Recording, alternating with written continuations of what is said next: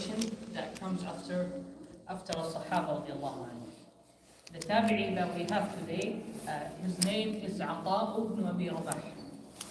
So Ata ibn Abi Rabah, and his father name is Aslam. So Ata ibn Aslam, ibn Abi Rabah is Aslam.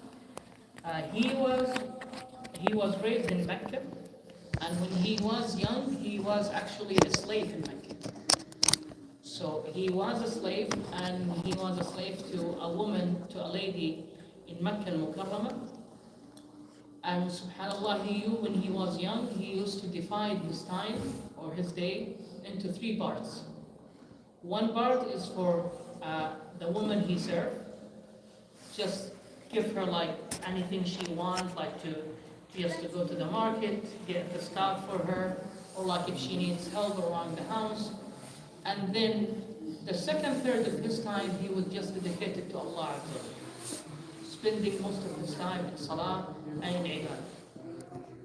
And the last third of his time, he used to go whenever he had time to go to the halaqat al-dhikr, to the ulama in Mecca, in al-Haram. So he was raised around the ulama. He was born around the time of Khilafah of Uthman, early time of Khilafah. He was born in Yemen. So he's originally from Noba, and Noba today is between Egypt and Sudan. So he was mostly from Sudanese, but his family moved to Yemen, to a city called Janet. This Janet, who remember the Sahabi that went to Yemen? The Prophet Muhammad sallallahu sent one of the Sahaba to Yemen. Mu'adh radiallahu anhu. So Mu'adh radiallahu anhu, he actually, when he went to Yemen, he resided in Al-Jannah, the same city that Ata radiallahu anhu was born. So Ata was born there, and his family then moved to Mecca. Ata ibn Abi Rabah radiallahu anhu, in one narration he said, I met over 200 of the Sahaba. So he went and asked the Sahaba and get from the knowledge of Sahaba like Ibn Abbas. Ibn Abbas knows him, radiallahu anhu. Also Aisha radiallahu anhu. He met Aisha, he met the wife, our mother, Sawda, the wife of Prophet Muhammad sallallahu alaihi wasallam, and also most of the senior scholar of the Sahaba. We're talking about Abdullah ibn Umar radiallahu anhu, and Abdullah ibn Amr, and big group of the Sahaba. He sat with them and he related with them, including Abu Sa'id al-Khudri radiallahu anhu. And subhanallah, because of his dedication to Allah Azza wa Jalla and his dedication to knowledge, Allah gave him a highest place in Mecca. And he was known in Mecca also specifically during the time of Hajj. When he got older, he lived up to when he was around 100 years old. And when he was in Mecca, he basically he used to be known of Mufti al-Haram. So if you're reading like any of the history of the Book of Islam and they're talking about Mufti al-Haram, 100% they're referring to Ata ibn Abi Rabah. And we did mention that one of the scholars before is Mujahid. You remember the Mujahid ibn Ikrimah? Mujahid actually was a student of Ata. So Ata radiallahu anhu was born in Mecca, and he was well respected by even the leaders. The leaders used to go and even like sit with the crowd to listen and get from his knowledge. And even in one of the year, there was a mention, a couple of times, the Umayyads Khilafah, they used to say no one give fatwa in Mecca except Ata ibn Abi Rabah and another scholar. If Ata ibn Rabah is not available, then I think that other scholars, Abu Sa'id al-Nakhai. But they say Ata has to be the first one to be asked about Hajj. And one of the story, the leader of that time for Muslim, Al-Walid ibn Abdul Malik, he went to Hajj and he was performing Umrah before he started his Hajj with two of his sons. While they're doing the tawaf, he asked one of his people, the one around him, what is your sahibukum, what is your companion? And they understand what he's asking about. He told me like he's in kind of the western part of Haram praying. So he went there. When he arrived, Ata was praying and all the people were sitting around him, waiting for him to finish his salah so they can sit in his halaqah. So when he came, he didn't like ask anyone. The people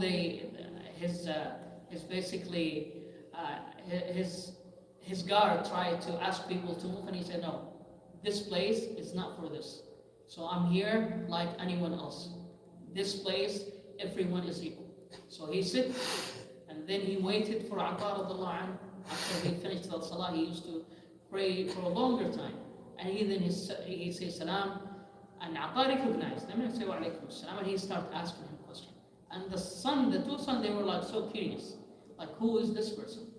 He started like asking everything about Hajj. The scholar at that time, they used to say no one knows about Hajj, about the ruling of Hajj, more than Ata. So after he finished asking about it, I think he left, and the son, they start asking their dad, the sons of Al-Walid and Abdul Malik, like who's this person you've been asking about? And he told him like, this is Ata ibn Rabah, and he advised his son, تعلموا العلم فإنه يسودكم بين الناس. Learn the knowledge, the ilm of the deen, because this is the reason if you want to be in a higher status, in a higher place among the people, that's the knowledge and the ilm of Allah Azza wa Jal. And as we said, he was well respected. One time he entered the palace of Abdul Malik ibn Marwan. And Abdul Malik ibn Marwan, he stand up and he greet him and he let him sit next to him. And he started asking him like, what do you need? And he started by saying, ittaqillah, be fearful of Allah Azza wa Jal. Be fearful about the people of Mecca and the Haram. Take care of the Haram. Take care of the people who's fighting for the sake of Allah, meaning like the army of the Muslims. And take care of the Sahaba, of the Ansar. Those are the people who were supporting Prophet Muhammad sallallahu alaihi wasallam. And the Khalifa, the leader, he kept saying, Inshallah I will, Inshallah I will. And whenever he's done, he says, Assalamu alaikum. And he was about to leave, and he started asking him, Hisham, he said like, you did ask us about like, for everyone, but you didn't say anything about yourself. What do you need? My question was about you. Do you need anything? He said like, I don't need anything from people. If I need anything, it's from Allah Azza wa Jal. And he left. So Hisham, he gave money to one of his minister and say like, follow him and give him the money. And when he followed him and gave him the money, he got so mad. And he told him, وَمَا أَسْأَلُكُمْ عَلَيْهِ مِنْ أَجْرٍ إِنْ أَجْرِيَ إِلَّا عَلَى اللَّهِ. I'm not here for the money. I'm not here for the dunya. I came and I said like whatever I want to say, and I'm leaving with that. I don't need anything from you. And one of his character, Muhammad ibn Sawaqa, one of the tabi'in, he used to say, أَلَا أُحَدِّثُكُمْ بِحَدِيثٍ. Don't you want me to tell you a story or like a hadith that will benefit you? He said, Ata used to say to everyone he knows, إِنَّ مَنْ كَانَ قَبْلَكُمْ كَانُوا يَكْرَهُونَ فُضُولَ الْكَلَامِ. The people before you used to hate فضول الكلام, the extra speech or the curiosity.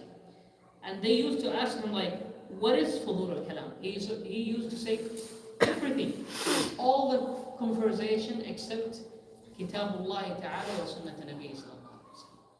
So everything beside the Quran and the Sunnah is extra speech. If you can get rid of it, try to do.